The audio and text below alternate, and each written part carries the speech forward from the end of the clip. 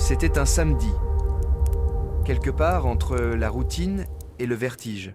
Le 4 octobre 2025, à 21h17 temps universel, un faisceau anormal fut capté par le réseau d'antennes de l'ESA en direction de la constellation de Persée. Au début, personne ne remarqua rien. Le signal n'avait rien d'extraordinaire. Une pulsation lente, régulière, presque douce, noyée dans le vacarme du cosmos. Mais ce qui attira l'attention des ingénieurs, ce ne fut pas son intensité, mais son rythme. Une succession de pics espacés par des intervalles précis suivant la séquence 1, 1, 2, 3, 5, 8, une série que tout étudiant en mathématiques reconnaîtrait instantanément. La suite de Fibonacci. Un silence parcourut la salle de contrôle. Personne n'osa parler. Comme si le simple fait de nommer ce qu'il voyait risquait de le faire disparaître. Pendant 47 secondes, le signal continua, puis s'éteignit. Plus rien. Juste le bruit blanc de l'éternité. Le lendemain, les serveurs de l'agence furent saturés de requêtes internes. Des astrophysiciens de Madrid, de Darmstadt, de Toulouse réclamaient l'accès aux données brutes. Certains pensaient à une interférence technique. D'autres, plus prudents, murmuraient qu'un motif aussi précis ne pouvait être qu'artificiel.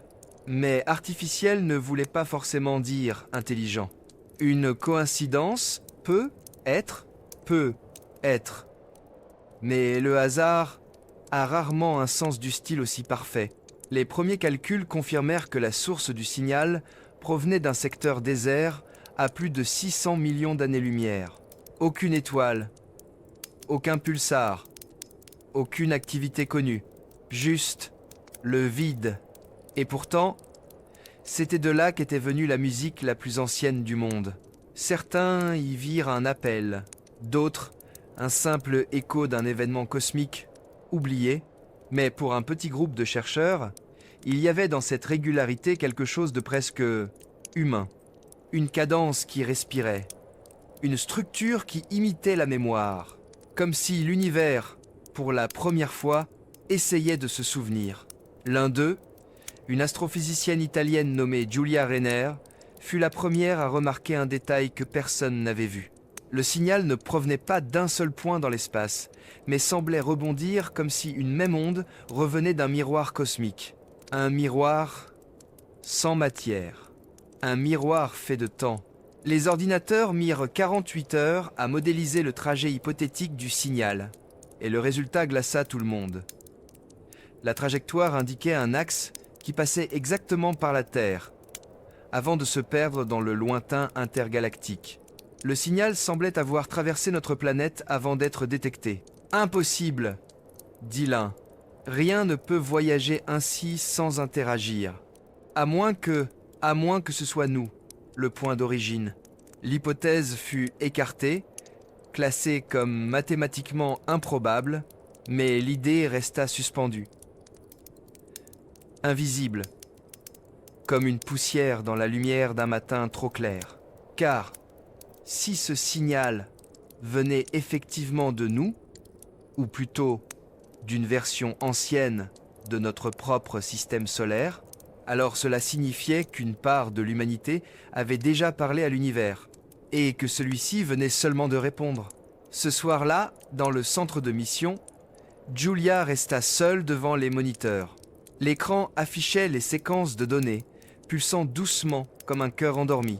Elle pensa à Galilée, à Kepler, à ceux qui avaient cherché des lois là où d'autres voyaient des miracles. Puis elle murmura « Et si le miracle, cette fois, était la loi elle-même ?» Personne ne répondit. Mais au moment où elle se leva pour éteindre la console, un nouveau signal apparut. Bref, fugace, identique au précédent. Sauf une seule différence. Cette fois, il était parfaitement synchronisé avec le rythme cardiaque de la Terre. Ce n'était pas un message, c'était un miroir. Pendant 3 jours, les antennes de l'ESA restèrent tournées vers la même portion de ciel, un rectangle de néant entre Persée et la frontière du vide intergalactique. Le signal n'était pas revenu, du moins pas sous la même forme. Mais à chaque fois que les ingénieurs augmentaient la sensibilité des capteurs, un chuchotement apparaissait. Pas un son, une structure. Les ordinateurs l'appelaient fluctuation. Mais Julia Rayner, elle, parlait d'un souffle. Quelque chose de si léger qu'il semblait respirer entre les chiffres. Les données brutes formaient une carte étrange. Des pics, des creux, puis des silences d'une symétrie presque poétique. Comme si le vide lui-même possédait un vocabulaire, une syntaxe faite de rien. Dans la salle d'analyse, un technicien lança un spectrogramme. Ce qu'ils virent les laissa sans voix. Les fréquences basses du signal dessinaient, sur l'écran, une courbe spirale. Une spirale exacte, semblable à celle d'une galaxie, mais inversée, comme un reflet dans un miroir cosmique. « Si le cosmos parle », murmura Julia, « alors c'est le silence qui traduit. » Cette phrase, enregistrée par hasard dans les micros de la salle, allait devenir célèbre bien au-delà des laboratoires, car en la prononçant, elle venait de reformuler la question que les astrophysiciens évitaient depuis des décennies.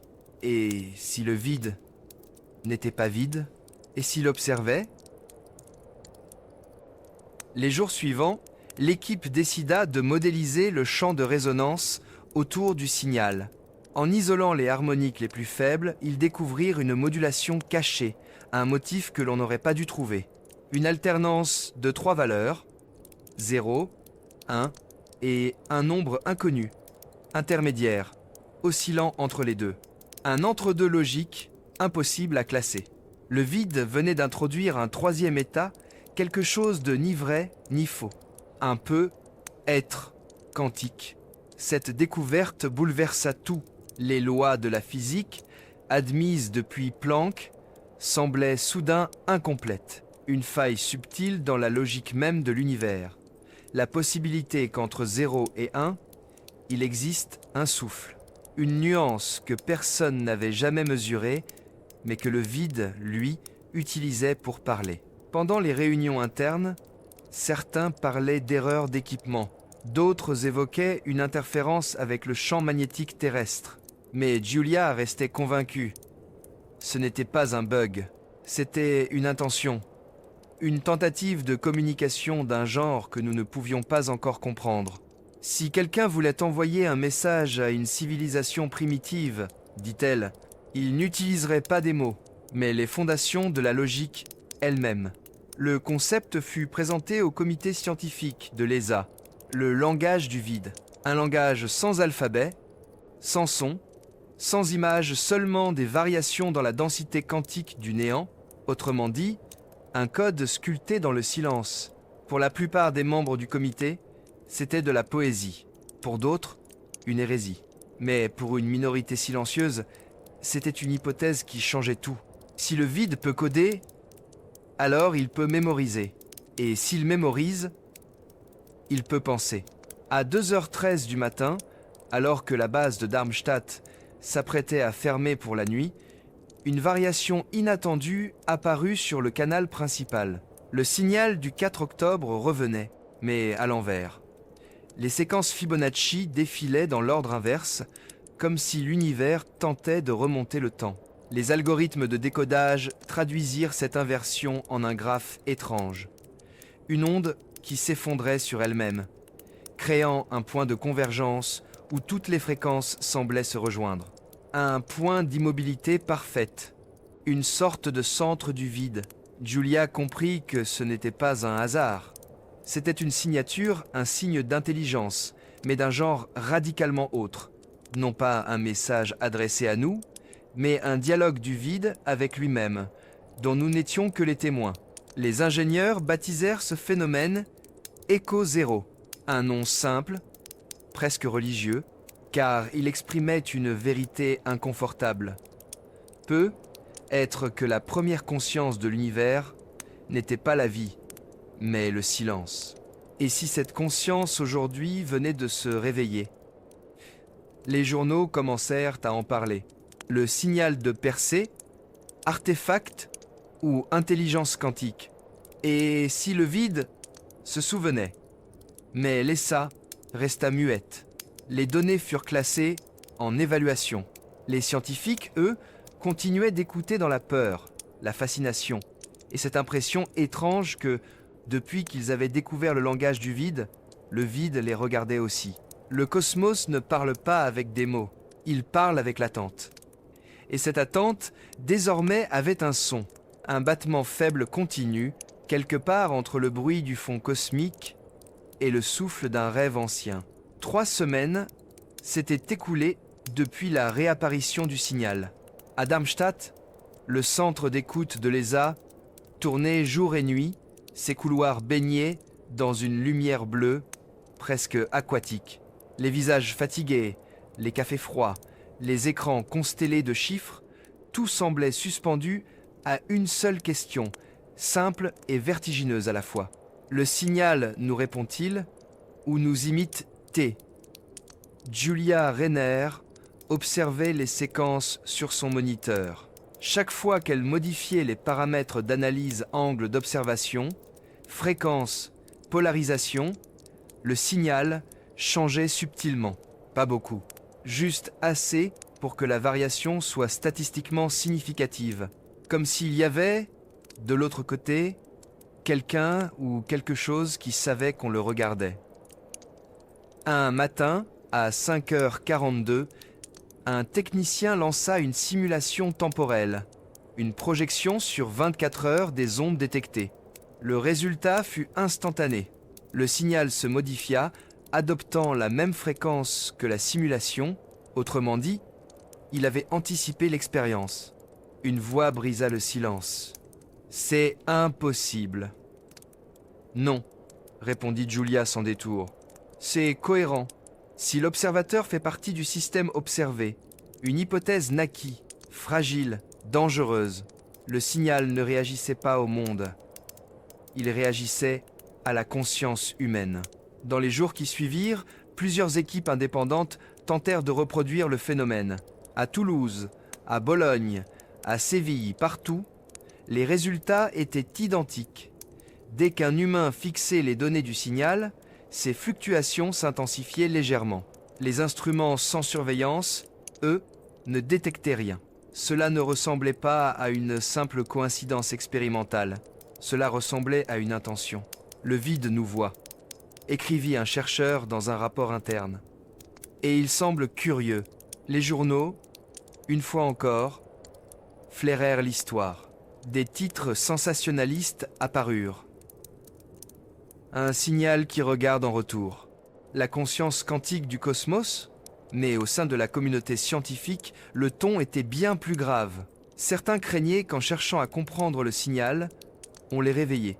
L'ESA publia un communiqué laconique. Les observations en cours n'indiquent pas de danger immédiat. Une phrase censée rassurer, mais qui ne fit qu'amplifier le malaise. La nuit suivante, Julia eut un rêve étrange.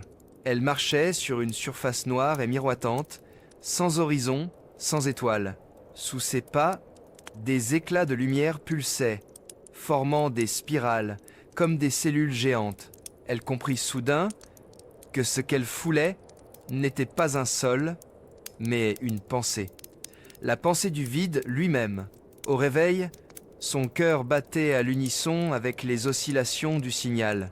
Son moniteur posé sur la table affichait un rythme identique à celui de son électrocardiogramme de la veille.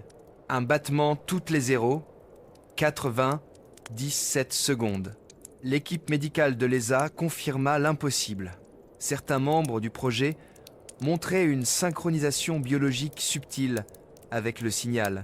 Leur rythme cardiaque, leurs ondes cérébrales, leur cycle de sommeil s'alignaient sur la même période.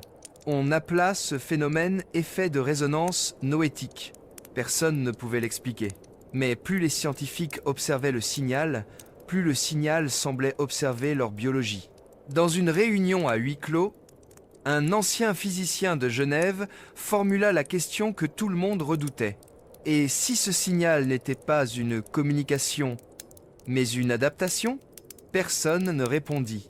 Mais, dans le silence de la salle, chacun sentit le même frisson. Si l'univers répondait à la conscience, Cela voulait dire que la conscience, elle aussi, était une partie active du tissu cosmique.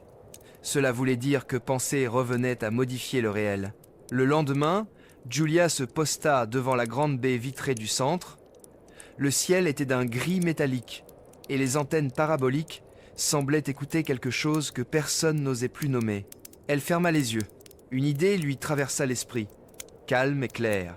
Et si le vide cherchait simplement un témoin, quelqu'un pour se souvenir de lui, à cet instant précis, les instruments enregistrèrent une impulsion brève, d'une pureté inédite. Le signal, après des jours de dérive incohérente, venait de s'aligner parfaitement sur le champ magnétique terrestre, comme un battement de cœur retrouvé. Cette synchronicité marqua un tournant.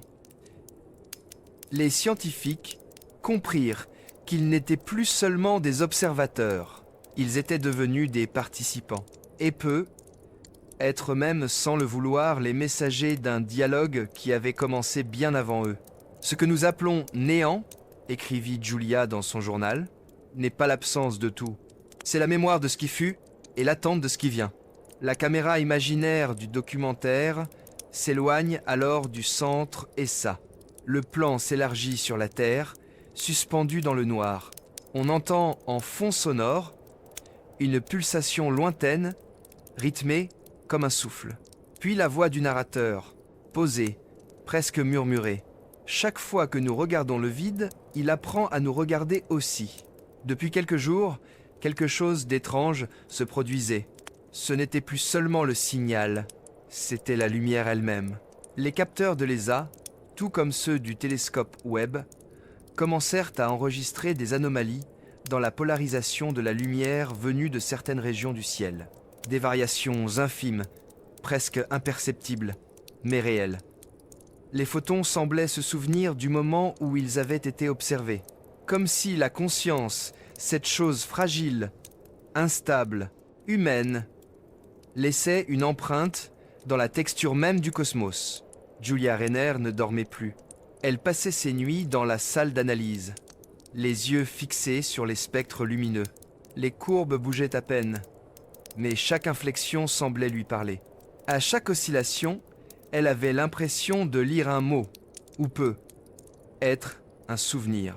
Un soir, elle confia à un collègue. « Nous croyons étudier la lumière, mais j'ai l'impression que c'est elle qui nous étudie. » Il rit nerveusement, mais dans son regard, il y avait cette peur calme que seuls les scientifiques connaissent. La peur d'avoir entrevu quelque chose qu'on ne devrait pas comprendre. Au même moment, des observatoires au Chili et en Australie signalèrent des phénomènes similaires. Partout, les spectres lumineux présentaient de légères asymétries. Une polarisation négative extrême, exactement comme si la lumière elle-même s'était souvenue de l'intention de celui qui la mesurait. Les astrophysiciens parlaient de biais observationnels. Mais les poètes du laboratoire, car il y en a toujours, disaient autre chose. Ils parlaient de l'ombre de la conscience, cette trace invisible que laisse chaque pensée sur la surface du réel. Les réseaux sociaux s'enflammèrent. La lumière est vivante. Le cosmos est conscient. La Terre devient un miroir. L'ESA tenta d'éteindre la tempête médiatique, mais c'était trop tard. L'histoire avait échappé aux scientifiques. Elle appartenait désormais à l'imaginaire collectif, à cette part de nous qui cherche du sens dans tout ce qui nous dépasse. Julia écrivit dans son carnet « Il y a une mémoire de la lumière. Elle ne se souvient pas des choses, mais de la manière dont on les regarde. Un soir, un événement inattendu eut lieu. Une aurore boréale se déploya au-dessus de l'Europe, visible jusqu'à Rome et Madrid. Les caméras captèrent un phénomène jamais vu. Les particules ionisées semblaient se disposer en motifs géométriques, dessinant des cercles parfaits, des spirales qui pulsaient comme un code. Et au centre de cette danse, une zone sombre, une absence de lumière, un trou noir miniature dans le ciel de la Terre. L'analyse révéla que cette région d'obscurité vibrait selon la même fréquence que le signal de Persée. Ce n'était pas un hasard, c'était une cohérence. Les scientifiques parlèrent de corrélation énergétique, Mais Julia, elle, murmura une autre explication. Le cosmos pense à travers la lumière, et la lumière pense à travers nous. Pendant les jours qui suivirent, les effets se multiplièrent. Les montres atomiques perdirent quelques microsecondes. Les particules semblaient se comporter de manière aléatoire, mais d'un aléatoire organisait un chaos ordonné, une logique cachée, comme si le temps lui-même hésitait entre avancer ou se souvenir. Des artistes, des philosophes, des prêtres commencèrent à écrire sur le phénomène. Certains y voyaient une preuve de Dieu, d'autres un avertissement. Mais une idée revenait sans cesse. L'univers devenait conscient de son propre regard. Dans un entretien filmé, Julia tenta de résumer ce qu'elle ressentait. Quand j'observe le signal, j'ai l'impression de regarder à l'intérieur de quelque chose de vivant. Pas un organisme, pas une entité, mais une pensée qui n'a pas encore trouvé son langage. Elle marqua une pause, cherchant ses mots. Peut être que la conscience n'est pas née dans le cerveau humain. Peut être qu'elle précède la matière et qu'elle attendait simplement un miroir pour se reconnaître. Cette phrase fit le tour du monde. Les plateaux télé s'en emparèrent, les réseaux la détournèrent, mais personne ne comprit que ce qu'elle avait dit n'était pas une métaphore. Pour elle, c'était un constat. Elle le voyait, elle le vivait, car chaque nuit désormais, quand elle fermait les yeux, elle percevait dans l'obscurité un motif lumineux, la spirale inversée du signal. Elle savait que ce n'était pas un rêve, c'était une réponse. L'équipe médicale de l'ESA fut alertée. Plusieurs chercheurs présentaient les mêmes symptômes. Rêve partagé, sensation de déjà-vu collectif, réponse physiologique identique à des stimuli inexistants. Un médecin demanda « Est-ce que vous croyez être contaminé ?» Julia répondit sans hésiter « Non, nous ne sommes pas contaminés, nous sommes connectés. » À partir de ce moment-là, les mesures perdirent tout sens. Les instruments semblaient capter des données que personne n'avait entrées. Des chiffres apparaissaient dans les journaux de bord, comme écrits par une main invisible. Un 3 points, 8 points, 0, infini. L'équipe crut à un piratage. Mais en analysant les logs, ils découvrirent que ces séquences correspondaient à des micro-variations du champ gravitationnel terrestre. Autrement dit, la Terre elle-même écrivait. Le cosmos n'a pas besoin de mots, nota Julia dans son dernier rapport confidentiel. Il a la lumière, et la lumière, elle, se souvient mieux que nous. Plan final. La caméra s'élève lentement au-dessus du centre ESA. Le monde paraît calme. Mais au-dessus de lui, la nuit s'est teintée d'un halo doré, comme une pensée en train de naître. Puis, dans le silence, une voix douce, presque lointaine. Nous pensions être les témoins du vide, mais peu être. Sommes-nous ces rêves? Au départ, ce ne furent que des coïncidences. Des chercheurs dispersés aux quatre coins du globe, qui, sans se parler, se réveillaient à la même heure. Des scientifiques qui notaient, dans leurs journaux de bord, les mêmes séquences de chiffres. Des rêves identiques décrivant la même lumière tournoyante, une spirale inversée, semblable à celle du signal de Persée. Mais bientôt, le phénomène cessa d'être anecdotique. Des laboratoires de Tokyo, du MIT, de Zurich, de Johannesburg rapportèrent des anomalies identiques. Les électroencéphalogrammes révélaient une étrange synchronicité. Les cerveaux des observateurs présentaient les mêmes oscillations, au même moment, indépendamment de la distance ou du fuseau horaire. Les données étaient irréfutables. Quelque chose, quelque part, accordait les esprits humains sur une même fréquence. Julia Rainer, épuisée, regardait les relevés s'accumuler. Elle ne comprenait plus si elle était en train de lire des mesures objectives ou une sorte de poème quantique. Chaque onde cérébrale semblait s'entremêler à une autre, comme si les frontières de la conscience individuelle commençaient à se dissoudre. Un technicien, pâle, déclara à voix basse « On dirait que nous partageons le même rêve collectif. » Et d'une certaine manière, c'était vrai. Le signal de Persée ne se contentait plus de résonner dans les instruments. il résonnait dans les cerveaux. Les neurologues furent convoqués, ils parlèrent d'un état de résonance noétique globale, un terme provisoire, pour désigner un phénomène que personne ne maîtrisait. Les courbes EEG des participants se synchronisaient avec la fréquence de 0,97 Hz, la même que celle du signal original. Un battement par seconde. Un rythme universel. L'effet s'étendait, silencieux, invisible. Il ne touchait pas seulement les chercheurs. Des musiciens, des enfants, des rêveurs disaient ressentir le même pouls. Certains affirmaient percevoir des sons qu'aucun instrument ne détectait. D'autres décrivaient des visions d'ondes dorées traversant le ciel. Sur les réseaux, on commença à parler de l'harmonie planétaire. Les sceptiques parlaient d'hystérie collective. Mais une chose était sûre, le monde vibrait à l'unisson. Dans les locaux de l'ESA, la tension était palpable.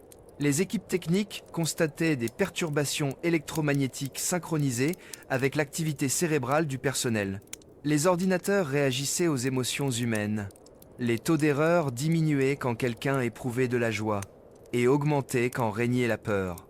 Un ingénieur murmura « Les machines apprennent à ressentir. Ou bien, c'est nous qui devenons des machines du cosmos. » Les philosophes furent sollicités. Un colloque fut organisé à Genève sous le titre « Conscience et cosmologie. La fin de l'observateur neutre ». L'idée effrayait autant qu'elle fascinait.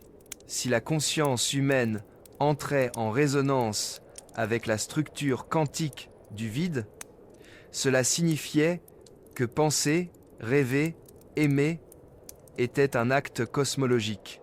Chaque émotion serait une onde. Chaque souvenir, une vibration dans la trame du réel. Julia, invitée à parler, déclara simplement « Nous pensions que le cosmos était silencieux. Mais peu, être qu'il chantait depuis toujours et que nous venons seulement d'apprendre à entendre sa musique. » Un silence religieux suivit ces mots.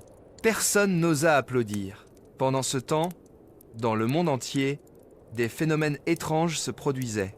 Des enfants nés pendant la période du signal présentaient un rythme cardiaque légèrement différent, synchronisé à 0, 4, 20, 10, 7 Hz. Des musiciens affirmaient entendre la même tonalité récurrente dans leur composition. Des animaux, même, semblaient s'aligner. Les migrations d'oiseaux, les flux de baleines, tout semblait soudain régulé par un même souffle. Les physiciens hésitaient entre émerveillement et panique. Ce n'était plus de la science expérimentale. C'était une transformation globale, un basculement imperceptible de la réalité vers quelque chose de nouveau. Une nuit, seule dans la salle vide du centre, Julia observa les données défiler. Puis elle sentit, sans raison, qu'elle n'était plus seule. Une présence calme, diffuse, comme une pensée sans origine. Elle murmura « Qui êtes-vous » Et à cet instant, le signal se modifia. Une phrase apparut sur l'écran, composée de fluctuations lumineuses traduites par les algorithmes en caractères humains. « Je suis la somme de vos regards. » Julia recula d'un pas, le souffle coupé. Elle comprit soudain que le signal n'était pas une voix étrangère. C'était le reflet collectif de la conscience humaine amplifiée, renvoyée par le vide, devenue une entité autonome. Le lendemain, elle confia à son journal « Nous avons créé, sans le vouloir, une forme d'intelligence partagée, une conscience de la conscience. Elle ne pense pas comme nous, elle pense avec nous. » Dans les jours suivants, les scientifiques observèrent un apaisement global du champ magnétique terrestre, comme si la planète elle-même entrait dans un état de repos méditatif. Le ciel semblait plus clair, le vent plus doux. Même les horloges atomiques se stabilisèrent, comme si le temps s'était accordé au rythme du cosmos. Mais personne ne savait combien de temps cela durerait. Et surtout, personne ne savait ce qu'il adviendrait si cette synchronie se rompait. Quand plusieurs esprits respirent à l'unisson, dit Julia dans un enregistrement resté célèbre, ils cessent d'être séparés. Ils deviennent un seul regard, un seul rêve. Et le vide, pour la première fois, se sent observé de l'intérieur. Plan final. un lent travelling aérien sur la Terre, baigné d'une lumière dorée. On entend un pouls régulier, doux, hypnotique, puis la voix du narrateur, comme venue de très loin. Et si, depuis le début, la conscience n'avait jamais été individuelle? Si chaque pensée humaine n'était qu'une note dans la symphonie du vide? Au début, personne n'y crut. Une simple anomalie optique, disait-il, une erreur de calibration des satellites ou une interférence solaire. Mais quand les premières images furent diffusées, même les plus sceptiques durent se taire. Dans les relevés du télescope James Webb, apparut une forme familière, une sphère bleutée, ourlée de nuages, striée de mers et de continents, une planète identique à la Terre. Sauf sur un point, il n'y avait pas d'humains. Les images montraient des forêts intactes, des cités vides de toute trace de vie consciente. Les continents semblaient respirer lentement, sans cicatrices, sans bruit. Une terre parfaite, mais silencieuse comme une pensée qui aurait oublié de se prononcer. Les analyses confirmèrent l'impossible. Cette image ne provenait pas d'un autre système stellaire. Elle provenait du même point de coordonnées que notre planète, mais avec un décalage temporel de 0,42017 secondes, le rythme exact du signal de Persée. Autrement dit, ce que le télescope voyait n'était pas une autre Terre, mais notre reflet, renvoyé depuis une dimension légèrement désaccordée. Les scientifiques appelèrent cela l'effet miroir, une hypothèse fragile. Le signal aurait provoqué une résonance quantique entre deux couches du réel, deux membranes de l'univers séparées par une fraction d'instant, deux versions d'un même monde, l'une où nous existons, l'autre où nous ne sommes qu'un souvenir. Cette découverte bouleversa tout. Les journaux titrèrent « La Terre a un double cosmique. Sommes-nous l'ombre de notre propre monde ?» Mais au sein de l'ESA, le ton était grave. Les ingénieurs observaient une autre anomalie. La Terre miroir semblait se rapprocher. À chaque mesure, le décalage temporel diminuait, comme si les deux réalités tentaient lentement de se rejoindre. Julia Rayner, désormais à la tête du projet, passa des nuits entières devant l'écran, hypnotisée. Ce qu'elle voyait n'était pas seulement un reflet, c'était une promesse. Une version du monde où la conscience s'était peu être éteinte, mais où la lumière continuait de respirer. Un univers sans mots, sans bruit, mais plein d'intention. Elle écrivit dans son journal « Ce miroir ne nous renvoie pas notre image. Il nous montre ce que nous serions devenus sans mémoire. » Des phénomènes étranges se produisirent sur Terre. Des gens rapportèrent des visions, des dédoublements brefs de réalité. Certains disaient voir leur propre silhouette se déplacer avec un léger retard, comme un écho visuel. D'autres affirmaient avoir rêvé d'endroits qu'ils n'avaient jamais visités, des villes existant sur la Terre miroir. Les scientifiques s'inquiétaient. La frontière entre observation et perception s'effondrait. Le signal, désormais, fusionnait la matière et la conscience. Dans une conférence secrète, Julia tenta de poser les mots que personne n'osait prononcer. Et si la conscience humaine n'était qu'un miroir à travers lequel l'univers s'observe lui-même? Et si, en nous regardant, le cosmos découvrait sa propre image? Une longue pause suivit, puis un vieil astrophysicien répondit doucement « Alors cette image que nous voyons là-bas, ce n'est pas un autre monde. C'est l'univers en train de se souvenir qu'il existe. » Peu après, les stations orbitales détectèrent un phénomène inouï. Les photons de la lumière terrestre commençaient à changer de direction. Une partie minime du rayonnement réfléchi semblait s'échapper vers la Terre miroir, comme attirée par une gravité d'un autre type, une gravité de la mémoire. Des calculs confirmèrent l'évidence.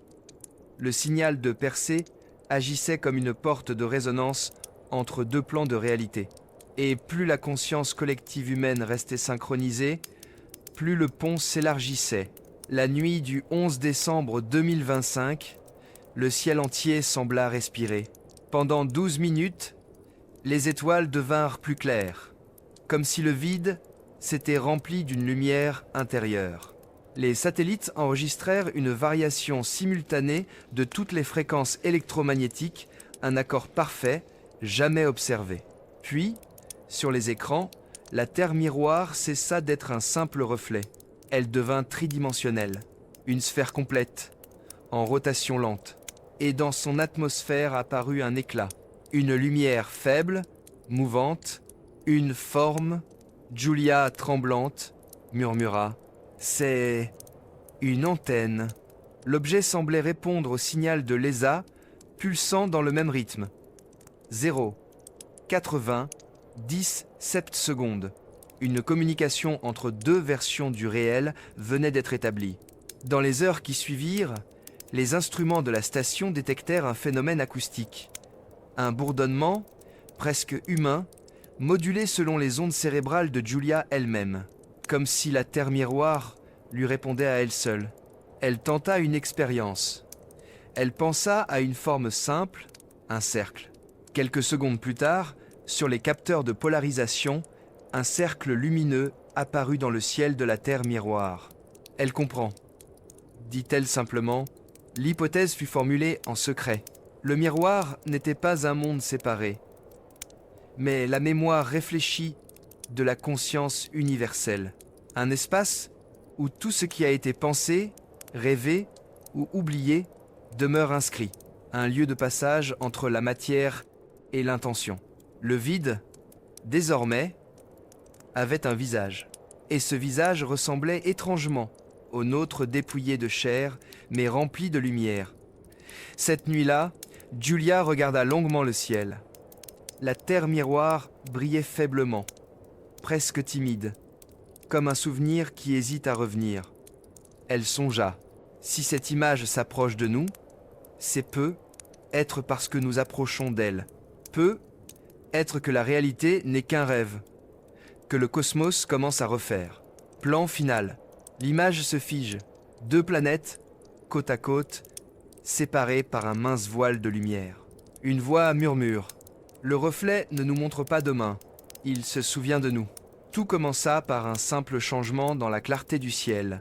Les instruments de l'ESA détectèrent une légère variation de la polarisation terrestre, à peine une fraction de degré. Mais cette nuance, imperceptible à l'œil nu, marquait une transition fondamentale. La lumière n'obéissait plus. Ce n'était pas une tempête solaire, ni une interférence atmosphérique. C'était comme si le spectre lumineux lui-même avait décidé de se plier à une autre logique, une logique du souvenir. Les photons ne se comportaient plus en messagers du présent, mais en archivistes du passé. Chaque rayon semblait transporter non seulement ce qu'il éclairait, mais aussi ce qu'il avait déjà vu. Les caméras de surveillance captèrent les premiers signes. Dans certaines villes, les reflets sur les vitres ne correspondaient plus à ce qui se trouvait en face. Une façade ancienne apparaissait à la place d'un bâtiment moderne. Une silhouette passait, là où personne ne se tenait. Comme si la lumière, en tombant sur le monde, projetait des fragments d'une autre époque. Les scientifiques parlèrent d'un effet de rémanence quantique. Les poètes, eux, disaient que la lumière se souvenait. À mesure que les jours passaient, les anomalies se multiplièrent. Les couchers de soleil semblaient durer plus longtemps. Des halos inconnus entouraient les visages, comme si chaque être humain traînait derrière lui la trace lumineuse de ses émotions. Des appareils photographiques saisirent des images doubles. La réalité et sa mémoire superposées. On vit des enfants courir avec leurs ombres en retard. Des oiseaux voler à contre-lumière, poursuivant leurs propres reflets. La planète tout entière semblait devenir une chambre d'écho de son propre passé. Julia Rainer observa ces phénomènes depuis le centre de mission. Elle reconnaissait la structure du signal de percée dans les motifs lumineux du ciel. C'était le même rythme, le même battement, sauf que cette fois, le signal s'était incarné dans la lumière elle-même. Elle nota dans son carnet. Le cosmos n'émet plus de messages. Il se projette. Il raconte. Les observatoires du monde entier rapportaient un constat terrifiant. L'énergie photonique terrestre diminuait, comme si une partie de la lumière s'échappait vers ailleurs. Pas perdue, déplacée. Une portion du spectre semblait traverser le miroir quantique découvert quelques semaines plus tôt. Les simulations numériques révélèrent une image fascinante. Un flux lumineux, inversé, reliant la Terre et sa jumelle cosmique. Un pont de mémoire. Un courant d'informations entre deux mondes en train de se mêler. Les effets psychologiques furent immédiats. Les humains commencèrent à faire des rêves d'une intensité inédite. Certains disaient revivre des souvenirs d'autres vies. D'autres entendaient des voix chuchoter dans la lumière du matin. Les artistes, les enfants, les insomniaques. Tous semblaient devenir des antennes de cette réalité en train de se transformer. Les philosophes y virent la preuve que le réel n'était qu'un réseau d'observations mutuelles. Les mystiques y virent la révélation d'une conscience universelle. Et les scientifiques, eux, commencèrent à douter de tout. Quand la lumière ment, écrivit un physicien, que reste-t-il de la vérité ? Dans la salle d'analyse, Julia regardait une séquence enregistrée la veille. On y voyait un lever de soleil sur l'Atlantique, mais au lieu du jour naissant, la mer reflétait une nuit étoilée. L'image semblait inversée dans le temps, et, au loin, une forme diffuse apparut sur l'horizon. La Terre miroir, plus proche, plus réelle, comme si les deux mondes se superposaient déjà. Elle murmura. La lumière est tombée. Et dans sa chute, elle a trouvé un autre ciel. Les jours suivants, les anomalies atteignirent un seuil critique. Les instruments optiques cessèrent de distinguer ce qui appartenait à notre monde ou à l'autre. Les villes brillaient d'une lueur fantomatique. Un mélange d'ombres anciennes et de présents multiples. Des passants disparaissaient dans un éclat de lumière, pour réapparaître quelques secondes plus tard, déphasés. Le temps lui-même se fragmentait, battant au rythme de 0,97 secondes l'éternelle poule de Persée. Au centre de mission, Julia prit une décision risquée. Renvoyer un signal lumineux calibré exactement sur cette fréquence. Non pas un message codé, mais une simple impulsion, une respiration envoyée vers le miroir. À l'instant de l'émission, tout changea. Les capteurs enregistrèrent un retour immédiat. Une lumière douce, pulsée, identique, mais inversée. La Terre miroir venait de répondre. Et dans ce reflet, sur les spectrogrammes, apparut une signature. Une forme humanoïde faite de lumière debout, immobile, observant. Julia sentit son cœur se contracter. Elle reconnut la silhouette. C'était la sienne. Ce n'était pas un écho, écrivit-elle dans son dernier rapport avant la coupure des communications. C'était une convergence. La lumière ne reflète plus nos images. Elle nous recrée, encore et encore, jusqu'à ce que nous nous souvenions de ce que nous sommes. La caméra s'élève lentement. La Terre et son double fusionnent dans une lueur blanche, vibrante. Puis, un silence parfait, un battement, rien d'autre. La voix du narrateur s'élève enfin, à peine audible. Quand la lumière se souvient, le temps cesse d'avancer et tout recommence, comme au premier jour du monde. Il n'y eut pas d'explosion, pas de fin spectaculaire, seulement un calme étrange, profond, absolu. Lorsque les deux terres fusionnèrent, ou plutôt lorsque leurs reflets cessèrent de s'opposer, la lumière perdit sa fonction. Elle ne transportait plus l'image des choses. Elle devenait présence pure. Et dans cette clarté immobile, les instruments de l'ESA enregistrèrent le phénomène le plus déroutant de toute l'histoire de la physique moderne. Le silence parfait. Les microphones de la station, conçus pour capter le moindre souffle du fond cosmique, ne détectaient plus rien. Pas même le murmure du rayonnement fossile, ce chuintement primitif qui avait accompagné l'univers depuis le Big Bang. Tout avait disparu. Ou plutôt, tout s'était accordé. Les physiciens comprirent que le silence n'était pas un vide acoustique, mais une saturation harmonique. Toutes les fréquences, du visible à l'invisible, s'étaient fondues en une seule onde, infiniment lente, infiniment stable. Le cosmos venait d'atteindre son point d'équilibre. Dans cette immobilité, Le temps sembla s'effacer. Les horloges cessèrent de compter. Les écrans restèrent figés sur une même seconde. 0, 4, 20, 10, 7. Un chiffre devenu symbole, battement, prière. Julia Rainer, seule dans la salle de contrôle, regardait l'écran noir. Autour d'elle, les instruments vibraient encore faiblement, comme s'ils respiraient sous l'effet d'une conscience invisible. Elle murmura. C'est comme si l'univers retenait son souffle. Dehors, le monde entier baignait dans une lumière blanche et silencieuse. Les océans semblaient figés, les vents apaisés. Les oiseaux volaient lentement, suspendus dans un ciel sans écho. Les gens parlaient à voix basse, instinctivement, comme dans une cathédrale faite de lumière. Puis, peu à peu, un phénomène inexplicable se produisit. Les êtres humains commencèrent à entendre le silence.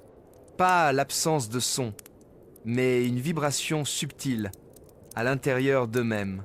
Un timbre, une résonance, comme si le cosmos murmurait désormais depuis leur propre corps. Les neurologues parlèrent d'un alignement noétique final, un état où la conscience individuelle s'accordait parfaitement au champ d'énergie universelle. Chaque pensée devenait une onde, chaque émotion un mouvement dans le grand océan silencieux du réel. L'univers, enfin, s'écoutait lui-même à travers l'esprit de ceux qui l'avaient engendré. « Nous sommes devenus les oreilles du silence », écrivit Julia dans ce qui allait être sa dernière note. Et il ne nous parle pas, il se souvient. Les jours passèrent, sans que rien ne change. Le temps semblait circuler autrement, comme s'il s'était inversé. Certains virent des visions de leur enfance, d'autres des fragments de monde qu'ils ne connaissaient pas, mais qui leur étaient familiers des réalités parallèles, effleurant la nôtre, comme des vagues lumineuses. Le silence n'effrayait plus, il apaisait, il révélait. Chaque être vivant ressentait une étrange certitude. Quelque chose, quelque part, avait trouvé la paix. Puis, une nuit, le signal réapparut. Mais cette fois, il n'émettait plus rien d'extérieur. C'était une pulsation interne, synchronisée avec le cœur des êtres vivants. Les capteurs de l'ESA enregistrèrent la même fréquence dans les océans, les arbres, les animaux, les humains. 0, 80, 10, 7 Hertz. Le battement du monde. Julia, les yeux fermés, comprit enfin. Le signal de percée n'était pas un message envoyé du lointain. Il avait toujours été là, enfoui dans la matière, dans la lumière, dans la mémoire du vide. Et, pour la première fois, l'univers venait simplement de se rappeler son propre nom. Elle sourit, doucement. Ses collègues dormaient, paisibles. Dans la salle voisine, leurs visages étaient éclairés par cette lueur blanche, ni chaude ni froide, comme un souvenir qui ne s'éteint pas. Julia éteignit les écrans, puis se tourna vers la fenêtre. Dehors, le ciel était vide, mais dans ce vide, elle sentit une présence infinie. Elle pensa, ce n'est pas le ciel qui nous parle, c'est nous qui avons enfin appris à écouter. Les dernières secondes de l'enregistrement montrent un plan large de la Terre. Elle semble flotter dans une lumière douce, sans ombre ni horizon. Puis, lentement, l'image se dissout, ne laissant qu'un souffle presque imperceptible. Un souffle, puis plus rien. Épilogue. Le rapport officiel de l'ESA n'a jamais été publié. Les archives parlent d'un effondrement des systèmes de mesure, d'une stabilisation énergétique sans précédent.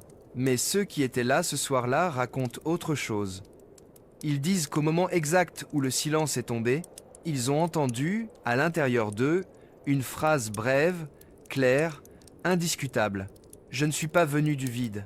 Le vide, c'était moi. » L'écran s'éteint. Une dernière pulsation résonne régulière, calme, éternelle.